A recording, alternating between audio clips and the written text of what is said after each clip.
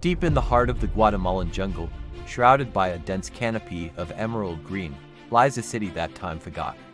Welcome to Tikal, one of the most powerful and magnificent capitals of the ancient Maya civilization. Today, we're journeying back through centuries of history to uncover the story of its rise, its mysterious fall, and its incredible rediscovery. Our story begins over 2,000 years ago, around 900 BC, when the first settlers established a small village in what would become the great metropolis of Tikal. The location was strategic, situated on a limestone hill above the surrounding swamps, providing both natural defense and access to fertile land for farming. For centuries, Tikal grew steadily, but its golden age was yet to come. The real ascent of Tikal began in the early Classic period, around 250 AD. This is when the city started to transform. Grand plazas were paved, and the first monumental structures began to pierce the jungle skyline. A powerful dynasty of rulers emerged, known as the Divine Lords of Tikal. Their names, like Yaxibzuk, the founder, and later, the formidable Chaktakachak, or Great Jaguar Paul, are etched into the city's stone monuments. These rulers weren't just kings, they were seen as intermediaries between the human world and the gods. They oversaw elaborate religious ceremonies, commanded vast armies, and forged alliances that stretched across the Maya world. Tikal became a hub of trade, art, and intellectual innovation. Its influence was immense, but power always invites competition. Tikal's greatest rival was the city-state of Calakmul, the capital of the Snake Kingdom. For centuries, these two superpowers were locked in a bitter struggle for dominance, a kind of Maya Cold War. This rivalry defined the political landscape of the entire region. In the year 562 AD, Tikal suffered a devastating defeat at the hands of Calakmul and its allies. This event, known as the Tikal hiatus, plunged the city into a dark age that lasted for over a century. During this time, no new monuments were built, and the city's power waned significantly. It seemed like Tikal's glorious chapter was over. But you can't keep a great city down forever. In the 7th century, a new and dynamic ruler ascended to the throne, Jisachan Kayawil I. He was a visionary leader determined to restore Tikal to its former glory. In 695 AD, he led his armies against Calakmul in a decisive battle. And he won.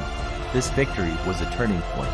It shattered Calakmul's dominance and ushered in a new golden age for Tikal. To celebrate his triumph, Jisachan Kayawil commissioned some of Tikal's most iconic structures. He was buried in the magnificent Temple I, also known as the Temple of the Great Jaguar, a towering pyramid that rises 47 meters above the Great Plaza. His wife, Lady 12 Maka, was laid to rest in the equally impressive Temple II, the Temple of the Masks, which stands opposite. These temples weren't just tombs, they were powerful statements of rebirth and victory, symbols of a city that had risen from the ashes. Under Jisachan Kayawil and his successors, Tikal flourished like never before.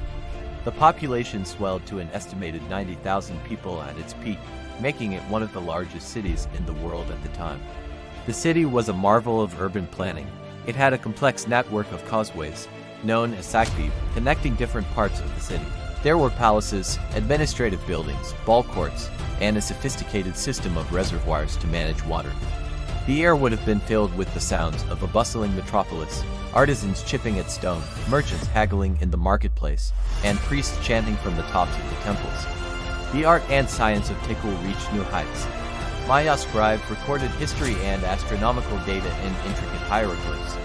Their understanding of mathematics and the cosmos was astonishingly advanced. They developed a calendar system more accurate than the one used in Europe at the time. The city was a beacon of knowledge, attracting scholars and artists from all corners of the Maya world. But then, something strange happened. Sometime in the late 9th century, the city began to decline. The construction of major monuments ceased. The royal court vanished. People started abandoning the city center, moving to smaller settlements in the outskirts before eventually leaving the area altogether. By the end of the 10th century, the once mighty city of Tikal was all but deserted. So, what happened? Why was Tikal abandoned? This is one of the greatest mysteries of archaeology. There isn't a single, simple answer. Instead, it was likely a combination of factors. Prolonged periods of intense drought, revealed through climate data, would have strained their agricultural systems, leading to food shortages and social unrest. Centuries of intensive farming may have led to soil exhaustion and deforestation, making the land less productive. Endemic warfare between city-states continued to destabilize the region, disrupting trade routes and draining resources. The combination of environmental stress, political instability, and possibly disease could have created a perfect storm, leading to a collapse of the political system and the trust people had in their rulers. The divine kings, who were supposed to guarantee prosperity, could no longer deliver. So the people voted with their feet and left. For nearly 1,000 years, Tikal was reclaimed by the jungle. Trees grew over the plazas, and vines snaked their way up the pyramids. The city's stone monuments were hidden beneath a thick blanket of earth and vegetation. Its memory faded, becoming a legend whispered among the local communities. The place of voices, as its name is sometimes translated, fell silent. The rediscovery of Tikal by the outside world reads like an adventure novel. While local people always knew of the ruins, the first official expedition was led by a Guatemalan official, Modesto Mendez, in 1848.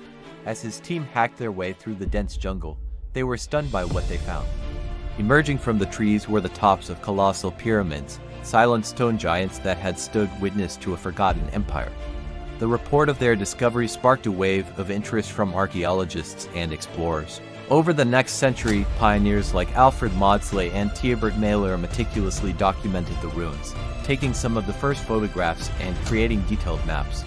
But the sheer scale of Tikal was overwhelming.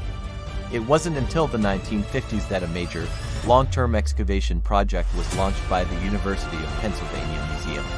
For 13 years, archaeologists worked tirelessly to excavate and restore the city's core.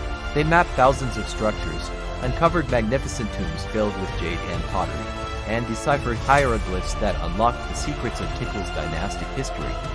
It was through their groundbreaking work that the story we've told today was pieced together. Today, Tikal is a UNESCO World Heritage Site, a place where history and nature intertwine. As you walk through the Great Plaza, standing between the towering temples of the Great Jaguar and the masks, you can't help but feel a sense of awe.